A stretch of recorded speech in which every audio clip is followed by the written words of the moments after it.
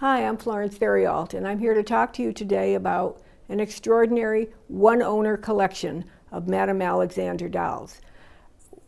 I say the word exceptional, and I say one owner, and that is so important in collecting of any type, and especially in doll collecting. We have so few of these that ever come onto the market. Think about this, a one-owner collection, preserved, garnered, gathered, taken care of, researched over a period of 30 years by one person. And what does that happen? What happens is that the person then hones their eye. They learn to seek rarities. They find out treasures and things. They see a doll not only for the object of the doll, but for all of the background and how it fits in with everything else. Such is the collection of Rodney Waller. It is a one-owner collection. In this part, over 300 dolls, and then coming up in March of next year, we will have another 300 dolls from the later period, the 1950s. But we're going to talk to you today about this early collection, the early dolls of Madame Alexander in cloth and composition. Madame Alexander was a fascinating person, a tour de force in the history of dolls, not only American dolls, not only as a female entrepreneur, but as a simple tour de force of someone who came to America as an immigrant, a one-year-old child when she came to America, grew up in New York in her mother and father's doll hospital, where she learned about dolls and preserving them and caring for them and costuming them. And as a young woman, started her own small business making cloth dolls. This evolved over the years and became the extraordinary enterprise that it was. We're lucky to have dolls from this early time period to show you, and I am so fascinated by the fact that collecting of cloth dolls has become such a major part of doll collector genre these days that they seek dolls from a slightly earlier period, 1910, from Kathy Cruz. They look for dolls from Italy by Madame Lenci. And then what about the Madame Alexander cloth dolls? 1920s, 1930s, 1940s, extraordinary examples of dolls made of cloth. So many of these women started out making cloth dolls because this is what they knew. This is what they grew up doing, working with their hands, stitching, making costumes, designing dolls. And they learned how to take these childhood learned skills and turn them into important enterprises. And I ask all collectors who say that I don't collect Madame Alexander dolls to consider whether Alexander cloth dolls are something that should be in your collecting genre. Just one example. Now, one of the first area of cloth dolls she made actually was a nurse. And this would have been during World War I, but very, very quickly she became fascinated by Alice in Wonderland. And we do have this wonderful early cloth Alice in Wonderland doll that she made. Very, very simple designs. Like, look at the yarn hair. Very simple to have. Simple stitching of the body, just stitch jointed limbs so it could be floppy and sit, something a child could love. Hand-painted features of the face, absolutely wonderful and original costume. Alice was so important to Madame that she continued to make it for a number of years, and in fact, it stayed in her line right up through the 1980s, made in different mediums, of course. But here are two more examples of early cloth Madame Alexander dolls that she has made, and in one we can see that the features are very, very deeply pressed in and painted, and real lashes on the eyes. And another example, a simpler one, just painted features and not the real lashes, both of them having yarn hair. Now I'm going to step out of the way and I'm going to show you a few more cloth dolls from the early period.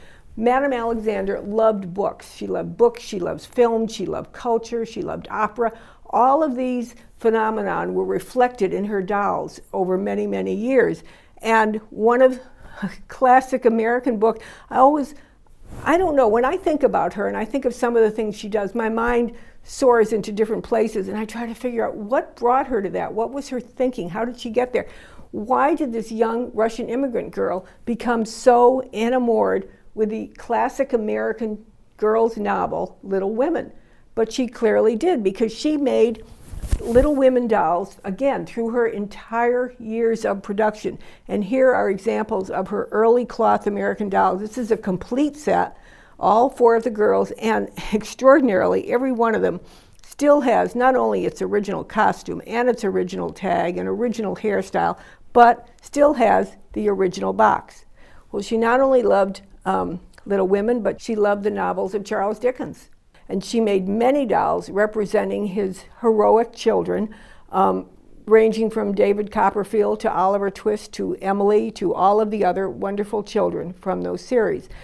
So cloth dolls were the beginning of her business, and they stayed in her repertoire, in her inventory throughout all of her years. And I'm going to show you a few more examples of how it remained the same and yet changed.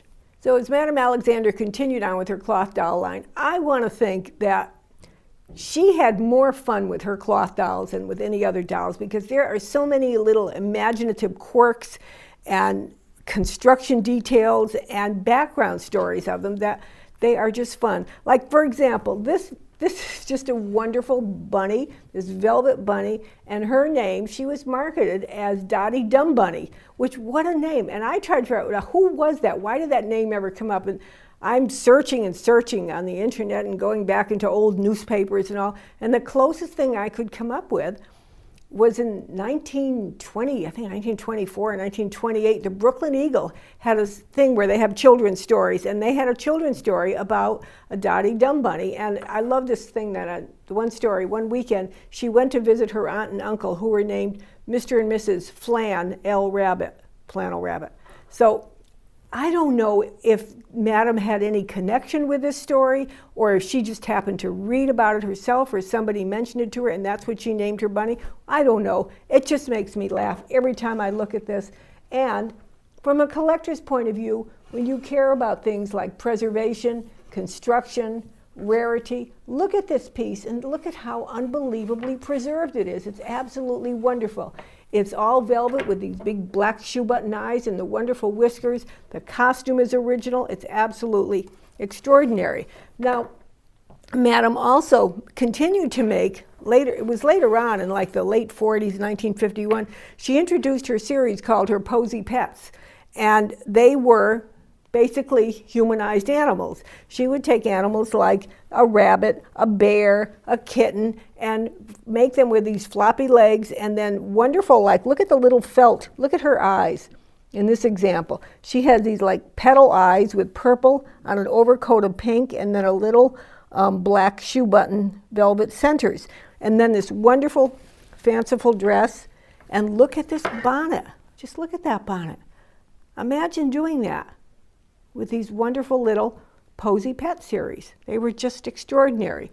She also did, in the going into like the early years of Howdy Doody, 1947 came out, and she introduced her own Clarabelle Clown from the Howdy Doody series with, again, 2 examples, and look at the different details, how they were constructed. But I love the way the variation, I guess you don't really see these things unless you sit down and you have to catalog them.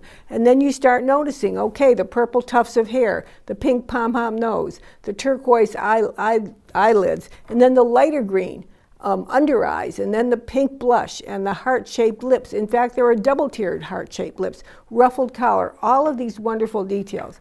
My favorite of all of her Posy Pets, however, were the black poodles, because I think this was a little past the time of the boudoir dolls, the salon dolls, but to me, this is a form of a salon doll. I don't think these ever could have been intended for children. They're too funny and too high stylized, and they're just, all of these things are wonderful. Here's the original tag for the Posy Pets, and you're so lucky if you can find one of those original tags on them. But look at the decoration, look at his monocle. Again, look at his purple eyelids, look at his fancy collar and his bow tie, and then look at her with her little jewels. And again, just, I don't know, they're just wonderful. They make you laugh, they make you happy, and that's what it should be about. On this side, I wanted to show you, in 2 other cloth dolls, I wanted to show you the series of what are known as Bobby Q and Susie Q, and these are great. And so once again, I started thinking, okay, what is that name? Where did they come from? They're very, very specific in their names. And I started researching them because I thought there has to be a story behind them, because so many of her children's, or her dolls, were based on children's characters. And I wanted to find out who it would be. I never found anything, except I did find this. that Norcross Greeting Card Company, back in the 1930s, created a series of greeting cards with Bobby Q and Susie Q looking exactly like this. And Arco Playing Card Company also had a set of playing cards with Bobby Q and Susie Q. But somebody out there, come on, tell me, find it. Who was the artist? Who was the illustrator? Was there a storyline? Was there a book? Where did the idea of Bobby Q and Susie Q come from? And here are two other examples that are of the same type of thing. This is a Susie Q, by the way, with her little school dress. So they came in variations of costumes and wigs. We see here a red hair and then a blonde hair. And over on this side, we have these two wonderful characters. I'm going to bring them over here so I can talk about them just a little bit better. We have two other wonderful characters. And look at all of, when I say the details of how she constructed things, look at little things like, okay, so he's a guy and he's got to put this top hat on, but he's got two ears, so what are we going to do? Oh, I know. When we construct it, let's construct it with one ear stitched down, and then everything works, and the hat sits jauntily on the top of his head. Just wonderful ways of doing it. So that was my Bobby Q and Susie Q. But the most fun I had in researching the cloth dolls were the little shaver dolls. And a lot of people recognize these. These were made in a whole variety of sizes, some as large as this, and in variations, basically the same color scheme, but sometimes they would go more into a taupe, and sometimes they would reverse the coloring of how they would do it. So I wanted to know, these were designed by Elsie Shaver, and who was Elsie Shaver? So I started this long search, and I even found this doctoral dissertation online that I refer you to in the catalog if you're interested in seeing it, because it is a great story. Elsie Shaver was born in a small southern town, and as a young girl, she showed a lot of artistic talent. She came from this very proper southern family, but she decided she wanted to go to art school. So in, I think it was 1914 or 1917, she and her sister headed off to Chicago, and she enrolled at the Chicago Art Institute. Elsie Shaver stayed there for about 2 years, and then she set off with her sister to New York because she was so good as an artist. She was offered a job doing some catalog work for Marshall Field. She got to New York, and pretty soon they decided they needed more money. And the older daughter, Dorothy Shaver, her older sister, saw all this money that Rose O'Neill was making, turning her illustrations into dolls. And she said, Elsie, come on, let's make dolls. So Elsie started making little cloth dolls based on type of things she had made as a child. Well, a family friend who happened to work for Lord & Taylor stopped by to visit them in New York, saw the dolls, and immediately placed an order for them. The dolls were a craze. They opened this little studio, they hired people, they started making dolls, and they were very successful. And guess what happened? 3 years later, they stopped making them. Elsie Shaver stopped making her dolls, and they just sort of disappeared. Dorothy Shaver, the older sister, went on to work for Lord & Taylor's, and this is another side story, but it's what makes doll collecting so fascinating to me. Dorothy Shaver became the first female president of Lord & Taylor or of any major American department store. Okay, in the meantime, Elsie's sitting at home, and Dorothy's out working. So Elsie started painting, and she created, during the 1930s, there was a demand or a need for to raise funds for Britain during the end of the 30s for war effort. Bundles for Britain, they were called. So Elsie Shaver started painting, and she started painting a series of Victorian children. And she called her Victorian children Little Shavers. And this is what her paintings looked like. They looked like these dolls, because pretty soon they decided, let's make little shaver dolls. And there are pictures of Madame Alexander and Elsie Shaver standing with a portrait, with an oil painting behind them of the little shaver children, and in front of them the little shaver dolls that Madame Alexander was now creating based on the Elsie Shaver dolls. I don't know, maybe you just think it's a crazy story, but I love stories like that. To me, they're the whole background of collecting, and they make everything so much more fascinating. And what does fascinate me is Madame went on from the 1940s and now moving into the 50s, fashion, high style fashion, ladies couturier, that was her whole thing. And here she is, closely tied in with the two Shaver sisters who were very involved. Dorothy Shaver was one of the major band leaders of making American fashion for women important rather than European or Parisian fashion. I find it interesting how everything comes full circle, because now I see advertised that CNN has a series starting in January called American Style. And it will go back and trace the background of how American fashion became important to American women.